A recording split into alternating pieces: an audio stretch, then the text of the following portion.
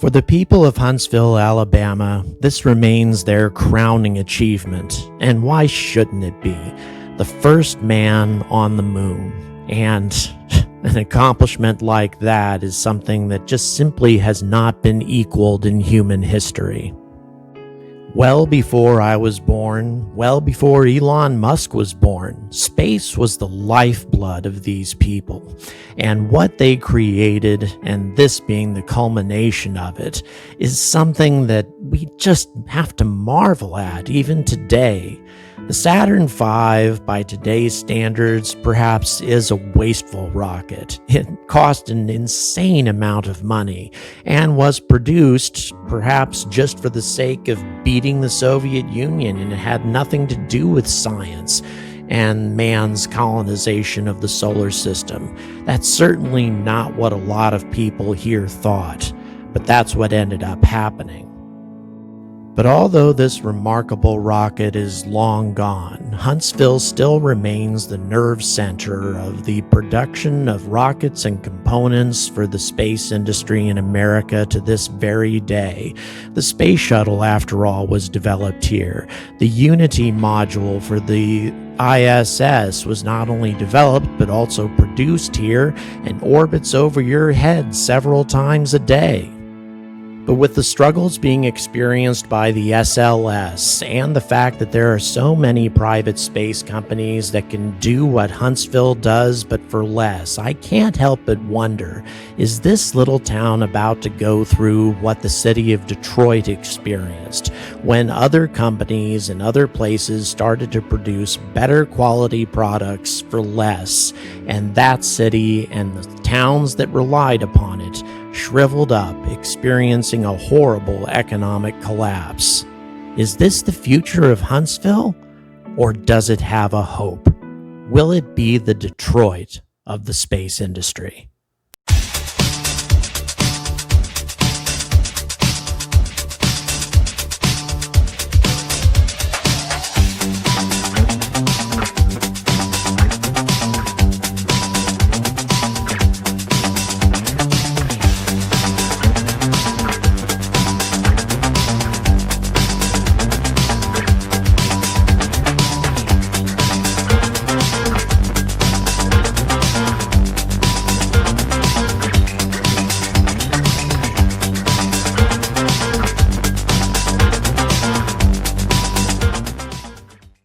Good morning and welcome to another episode of the Angry Astronaut. I am here at the Rocket Center at Huntsville, Alabama, a place whose lifeblood really runs off of the space industry.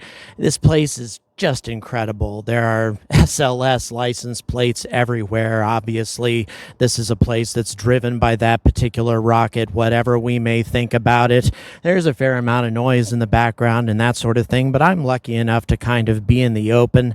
And not only that, I've been granted an interview by Dynetics a couple of days from now to talk about their Alpaca lander, because their headquarters is also here in Huntsville.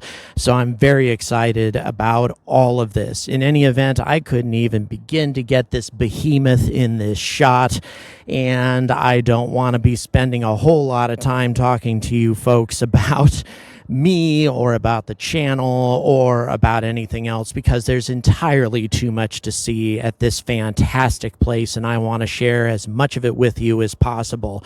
So everybody hold on to your seats as we make our way into the history of NASA and also what's to come in the future. Get ready for a very special episode of The Angry Astronaut. As vital as Huntsville is to the American space program, it's not that easy to get to. Driving from Atlanta, I traveled down a whole bunch of roads that looked exactly like this one.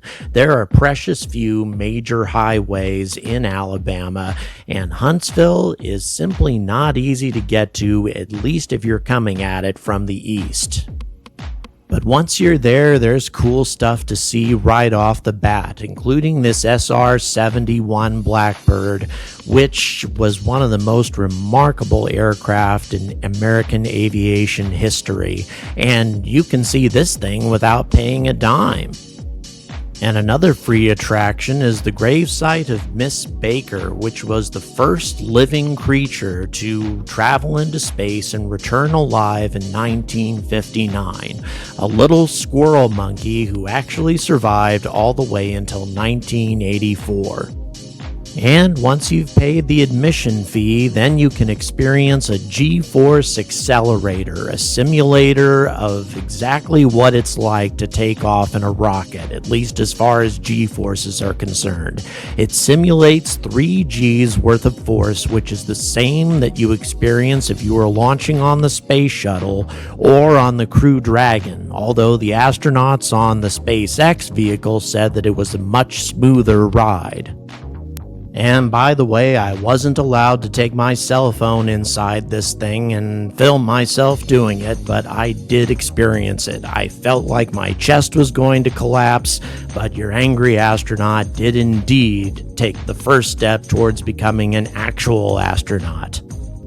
But never not mind me, on with the exhibits. This is the Space Shuttle Pathfinder. You probably never heard of it, but it's a mock-up constructed of steel and wood that was made as a simulator way back in the 1970s. It actually traveled all the way to Japan to be put on display there before it eventually ended up here. But it still brought back memories because I happened to see the Space Shuttle Enterprise, which was another demo model, on the back of a 747 when it came to visit my hometown of Colorado Springs. And in addition to that, I saw the Space Shuttle Challenger take off on its maiden voyage. Also on display here is the T-38 Talon, which is the world's first supersonic training aircraft, and it's been flown by just about every astronaut in training to go into space because of the G-forces that this aircraft is capable of executing. Another aircraft that they have on display is the Gulfstream II, which was used by every shuttle pilot to simulate landing on the shuttle. They made modifications to the interior avionics and controls to make it as similar to the shuttle as possible. Of course, this plane was also capable of decelerating and coming in for another try, unlike the shuttle, but still, it served its purpose extremely well as there wasn't a single crash during a landing attempt. And out here you can also find a Saturn V F1 engine, which was capable of generating 1.5 million pounds of thrust, or about 30% of what a Falcon Heavy can do. One engine can do 30% of what a Falcon Heavy is capable of. Quite a remarkable piece of machinery. But they have a bit of the future in this park as well, such as this Lockheed Martin crew module mock-up, which was one of the early stages of the Orion crew capsule. They used this thing to simulate water landings for the Orion back in 2005. And it passed all of its tests with flying colors. At least the Orion seems like a ship that's probably going to work out properly. And here's a bit of the past and a bit of the future. The Skylab's a mock-up that they have here. And as you can see, there's a mock-up of the Apollo capsule attached to it, but what I like most of all is the fact that it used repurposed pieces of the Saturn V. We look upon using repurposed rockets as space stations as a new concept, but it absolutely was not. And there you go, a repurposed fuel tank from the Saturn V, and separate Saturn Vs were launched in order to deliver the astronauts to the space station. So repurposing unused pieces of rockets is something that really should be embraced again, because we were already pretty good at it way back in the early 1970s. And of course, there's a grim reminder of the military use of rockets. These are the Hawk surface-to-air missiles, which were deployed to Vietnam in great numbers but were never actually used. Not because the North Vietnamese didn't challenge the United States in the air, but because most of the air battles took place over North Vietnam, where the Soviet-made surface-to-air missiles were the ones actually doing the shooting. And here's the main attraction, a real honest-to-God Saturn V rocket. And here are the main engines, of course, the 5 F1 engines, each one, as I said before, capable of 30% of the thrust of a Falcon Heavy. So you're talking about a hell of a lot of power here. It remains to this day the most powerful rocket that ever left Earth. And then, of course, we have the second stage, which was powered by 5 J2 engines, also produced by Aerojet Rocketdyne, or at least that's what they're called these days. And these engines were substantially less powerful, and also one of these engines was used to power the top stage and stayed with the Apollo capsule all the way to the moon. And by the way, I think it's a testament to the power of Earth's gravity that after all these engines were driving the Saturn V towards the moon, that one of these engines could perform a turnaround abort and bring Apollo straight back to Earth, in spite of all the effort that it made to drive it away from Earth. And if you want a view from another angle, well, here you go. Quite an amazingly huge rocket. And by the way, while I was here, I ran into 2 gentlemen who worked on this rocket, one of whom actually worked on the SLS as well. And if you'll forgive somebody who did a quick on-the-spot interview and got his fat gut in the way entirely too often, I think what these gentlemen had to say was interesting. Can you just briefly describe what it was like, what kind of hours you had to work? Those sorts of things. Well, in the early days, the workforce was smaller, and we worked mainly 6 days a week and 8 to 10 hours a day. But it was fun. It wasn't a burden at all. Excellent. And what was your experience, sir? I worked on the S1C ground support equipment, and the normal work week was 4 days of 10 hours or 6 days a week with working on Saturday. We didn't have any problem meeting our schedules, but ground support equipment is a lot easier than stage design. Now, I understand that that this facility is in danger of closing down.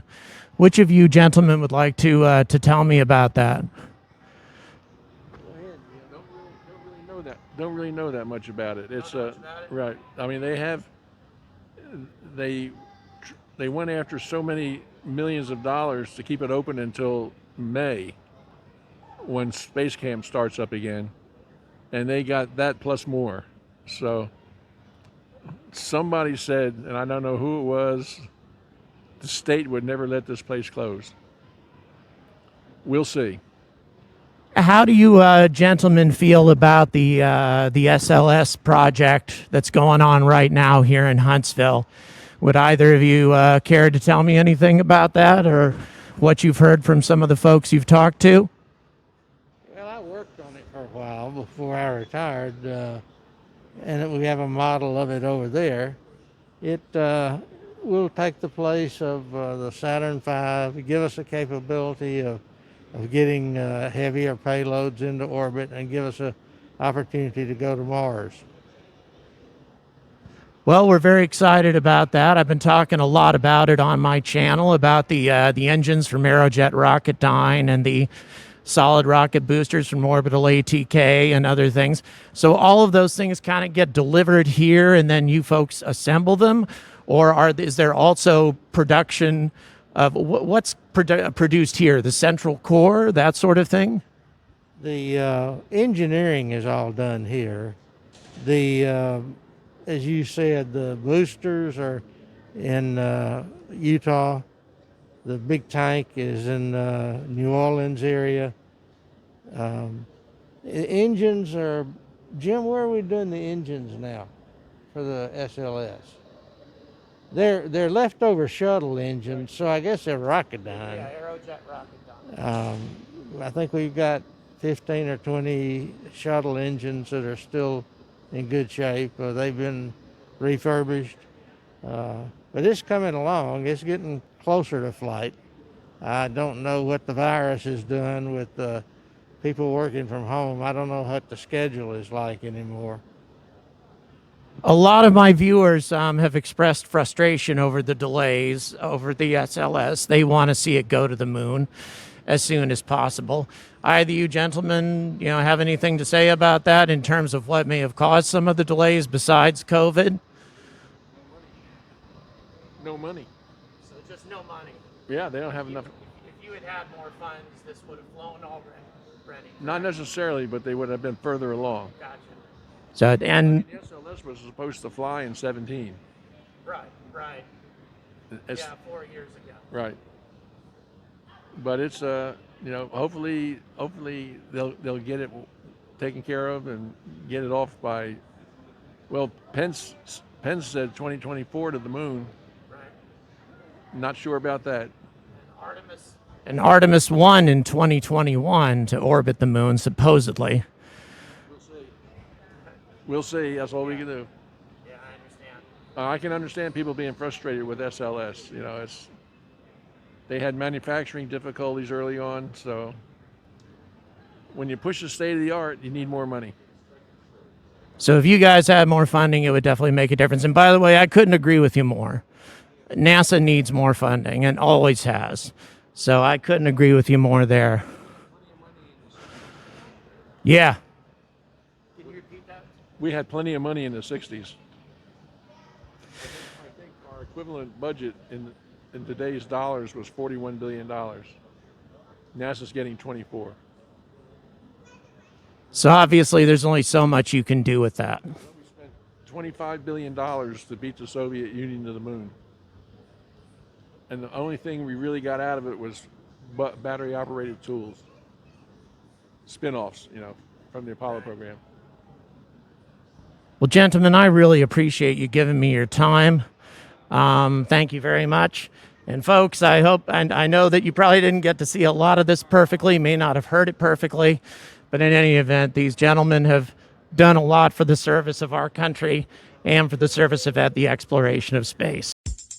Obviously, I treaded lightly when it came to the SLS when I was talking to those gentlemen, but how could I do anything different? It was their life's work after all, and they did make an interesting point. If we didn't have the equivalent of $40 billion back during the Saturn V days, would the project have failed? It probably would have. So are we doing the SLS justice with all the criticism it's getting right now? Hard to say, but in any event, let's get back to Huntsville. Probably the most controversial object in this museum is this captured V2 rocket, and it's the real thing. And as much of a genius as Wernher von Braun was, and as responsible as he was for us going to the moon, there's no questioning that this invention of his killed 2,754 British civilians, and probably would have killed more had it not been for the controversial Operation Market Garden carried out in 1944. However, I'm not going to get into a debate over whether or not Field Marshal Montgomery was an idiot. Instead, let's talk about the Gemini capsule here. This was not actually a capsule, but a Gemini simulator that the astronauts used, and this was some of the equipment that they had. What strikes me the most is that tether right there. And to be tied to your capsule during a spacewalk by that one tether would have been a terrifying thing, as Gene Cernan discovered during his spacewalk, and probably also Alexei Leonov determined when he took this first spacewalk in human history. But one of the most fascinating things that I came across was this ring, which actually comprised the brains of the Saturn V, a giant computer that has far less processing power than the cell phone that I'm editing this video on, and it was packed full of hand-woven ferrite memory circuits along with gyroscopic equipment. And here's an example with several gyroscopes and gimbals to keep the rocket properly oriented during flight.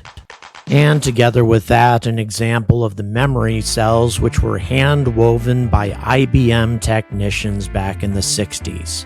And once again, here's the ring itself. Look at that thing. Look how enormous it is, and yet a pathetic amount of processing power compared to what we have today.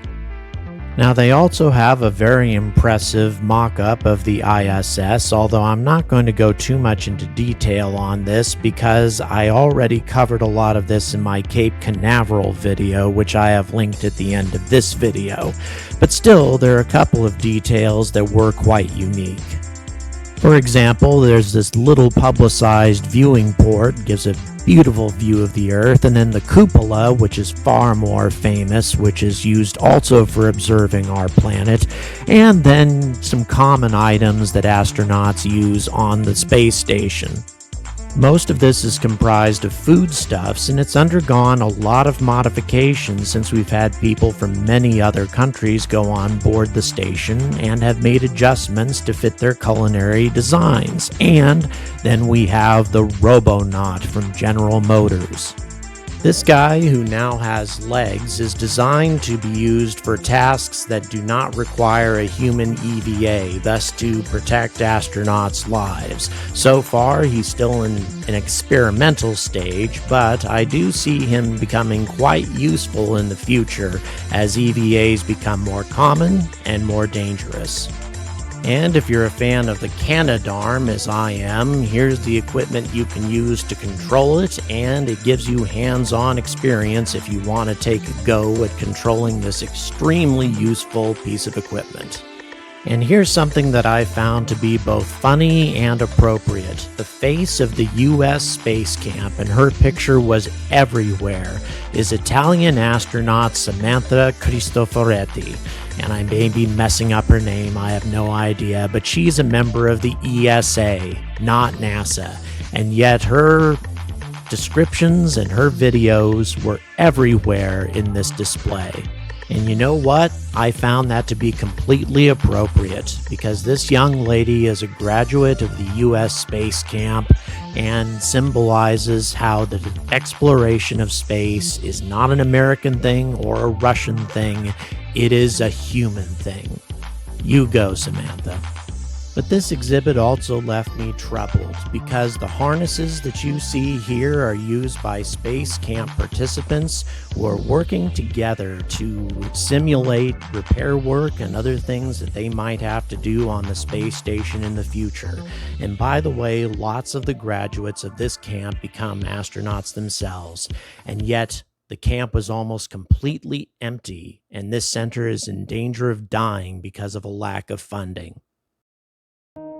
And this is the last picture I'm going to show you. It's not a description of Artemis or the Moon to Mars plan or anything like that. This is a vision of the future that they had in the early 1970s. NASA has wanted to go to the Moon and to Mars forever, and these ideas have been in space camp forever too. And yet, it's all in danger of dying. Because of the event, space camp participation was down to 20% of what it usually is, and the Marshall Space Center is still closed down entirely. And given the fact that SpaceX is pushing forward in spite of all of these things, and yet so much of Huntsville is closed down, does this mean that this town is in danger of becoming a memory?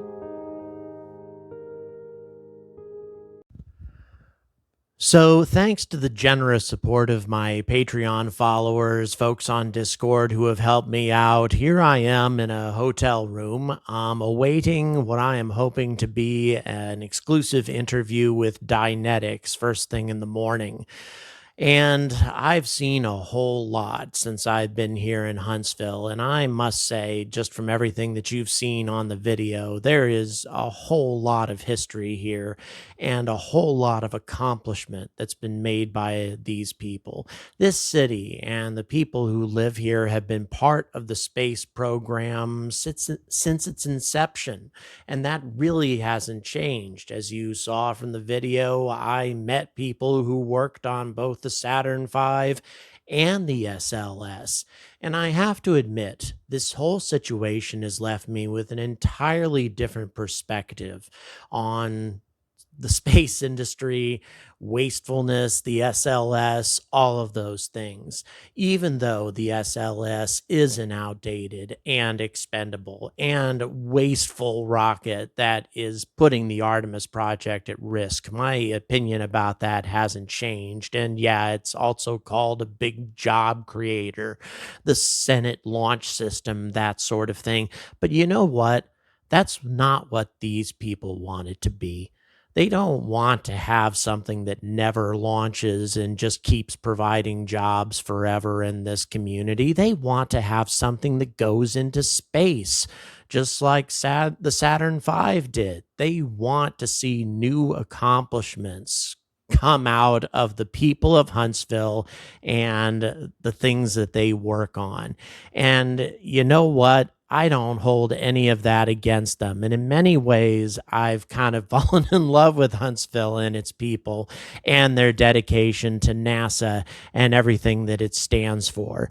But you know, I have to admit, I am also a little concerned that since the SLS is so outdated, since everything being produced here can be produced for so much less by private space companies who are setting up manufacturing plants in other areas, is this place going to become the Detroit of the space industry? I don't know. That's the title of the video, but I certainly hope not. I have to say, I hope that somebody, some private space company sets up a manufacturing plant here. And in many cases, they are here. ULA is here. Dynetics is here, and they are hiring right now.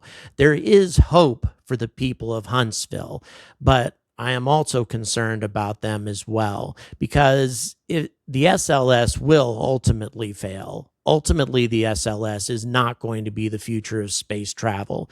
And does that mean that Huntsville, goes the way of the dinosaur as well? I certainly hope not, because I've come to love these people, I think, as has become pretty apparent during my little closing here, which has gone on far too long, by the way. But in any event, if ULA and Dynetics and folks like them are successful, and if they expand their operations here and prove to be worthy competitors of SpaceX, then perhaps Huntsville will continue to be a center focus of the space manufacturing industry throughout the world. Let's certainly hope so, because there's entirely too much history of glorious achievements in the space program here in this little town for it to just dry up in the future. I certainly hope that that doesn't happen. But in any event, until what's to come becomes apparent, and whoever takes us out into space, whether it be the people of Huntsville and what they produce, or the folks in Boca Chica, or someplace else, I urge all of you to stay angry about space.